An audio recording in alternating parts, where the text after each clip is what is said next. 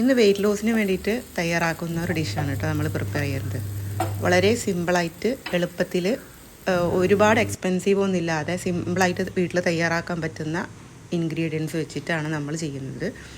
അപ്പോൾ ഇതിനായിട്ട് ഞാനിവിടെ കുറച്ച് ബീൻസ്, ഒരു ക്യാപ്സിക്കത്തിൻ്റെ ചെറിയ ക്യാപ്സിക്കത്തിൻ്റെ പകുതി ചെറുനാരങ്ങ, കുരുമുളക് പൊടി,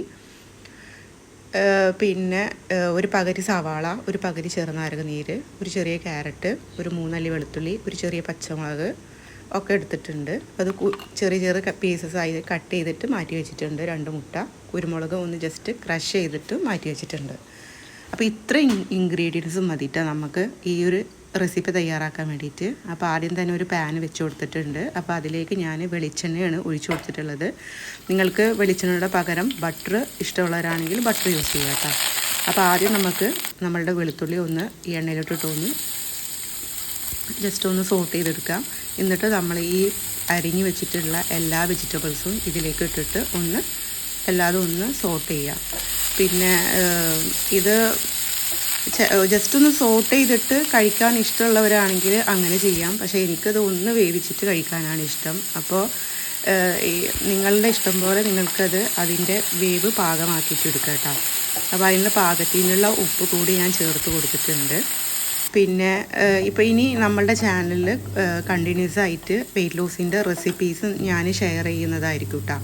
അപ്പോൾ ഇത് ഒരുപാട് എക്സ്പെൻസീവ് ഒന്നും ഇല്ലാത്ത റെസിപ്പി, നമ്മൾ വീട്ടിലുള്ള ഇൻഗ്രീഡിയൻസ് വെച്ചിട്ട് തന്നെ സിമ്പിളായിട്ട് തയ്യാറാക്കാൻ പറ്റുന്ന റെസിപ്പികളായിരിക്കും ഞാൻ തയ്യാറാക്കുന്നത്.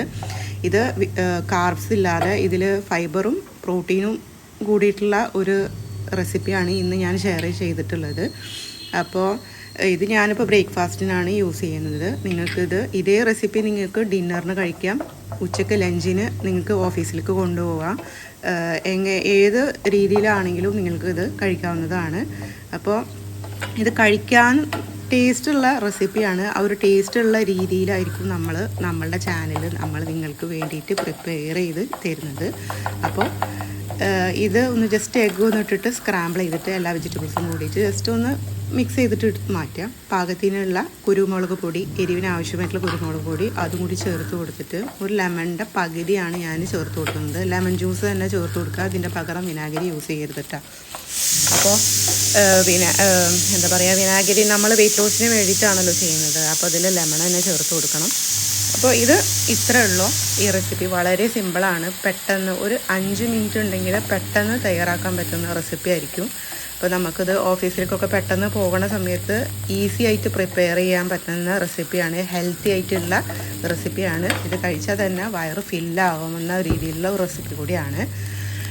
അപ്പം ഇനിയും നമ്മളുടെ ചാനലിൽ ഇതുപോലത്തെ നല്ല നല്ല ഡിഷസ് ആയിട്ട് വരും. അപ്പോൾ നിങ്ങൾക്ക് നമ്മളുടെ വീഡിയോ ഇഷ്ടപ്പെട്ടാൽ നിങ്ങളുടെ ഫ്രണ്ട്സ് ആൻഡ് ഫാമിലീസിന് ഷെയർ ചെയ്ത് കൊടുക്കുക. പിന്നെ ചാനൽ സബ്സ്ക്രൈബ് ചെയ്യാത്ത കൂട്ടുകാരുണ്ടെങ്കിൽ സബ്സ്ക്രൈബ് ചെയ്തിട്ട് നമ്മളെ സപ്പോർട്ട് ചെയ്യണം കേട്ടോ. അപ്പോൾ നമ്മളുടെ ഈ ഈസി റെസിപ്പി തയ്യാറായിട്ടുണ്ട്. ഞാനിതിവിടെ മോർണിംഗ് ബ്രേക്ക്ഫാസ്റ്റിന് വേണ്ടിയിട്ട് കഴിക്കുകയാണ്. ഇതിനോടൊപ്പം അരമണിക്കൂർ കഴിഞ്ഞതിൻ്റെ ശേഷം ഞാനൊരു ഗ്ലാസ് ഗ്രീൻ ടീയും കൂടി കുടിക്കുന്നുണ്ട് കേട്ടോ. അപ്പോൾ ഇന്നത്തെ വിശേഷങ്ങൾ ഇത്രയേ ഉള്ളൂ. നിങ്ങൾക്ക് ഇഷ്ടപ്പെട്ടെന്ന് കരുതുന്നു. അപ്പോൾ ബൈ ബൈ.